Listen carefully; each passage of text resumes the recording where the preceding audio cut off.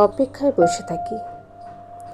দিন শেষে ঘরে ফিরবে না জেনেও আমরা তার ছেড়ে যাওয়া সবটুকু আগলে রাখি। কোনো তাড়া নেই।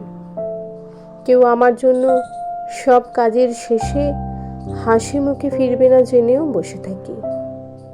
আস্তে আস্তে ঘরের আসবাবপত্র আর যত জড় পদার্থ আছে তাদের সাথে ভাব জমাই। দিন মাস পেরিয়ে যায়, ঘড়ির চলমান শব্দটুকু বুঝিয়ে চলে গতিময়তা। এইভাবে আরও একটা সকাল আর একটা রাত্রি পেরিয়ে আসি আমরা। ফিকে হতে শুরু করে অপেক্ষার ব্যথা। তবুও কোনো চোরা টানের দুর্বলতায় সম্পর্কের বালিদানা বেঁধে থাকে।